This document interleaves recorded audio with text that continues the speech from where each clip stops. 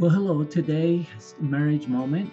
A tip I want to share to you about working smarter, not harder. So, the story is as I worked with a client, the story is that the husband had a day off of work that he doesn't normally have. So, he thought he'd really impress his wife.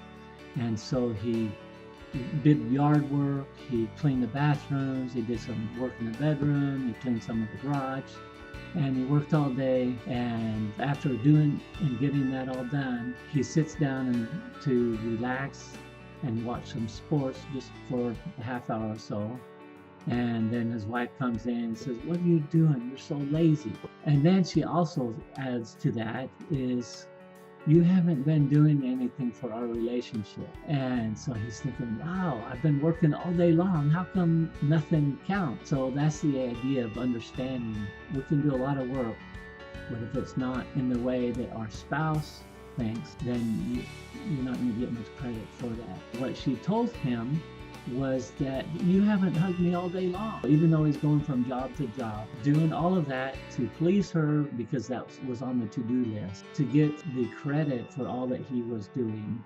If he had just stopped and given her just a 10-second hug between each thing that he did, and just to let her know how much he appreciates, not only would she have felt love and that intimacy would have grown between them, he also would have gotten credit for doing all the different things he did off the to-do list.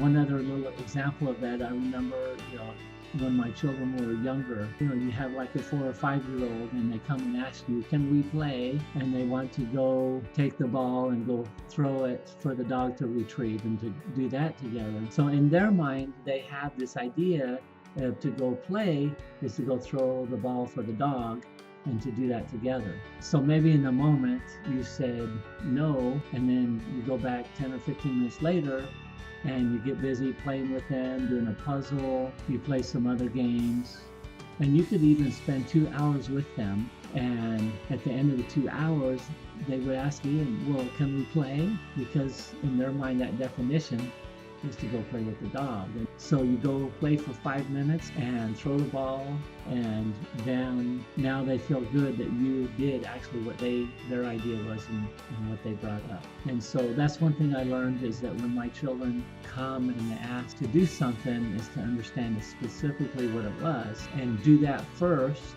and have fun doing that. Then they feel complete, and oftentimes they would be satisfied and they would want to go do something else, which then frees you up to do other things. Not that you can't spend more time with them, you can, but it's not so much the time that you spend, it's that the item that you do with them or the activity is on their target list. So there's a book, Five Languages of Love. That book talks about this concept of understanding what your partner wants. We'll talk more about that in another vlog. That's the tip for the day.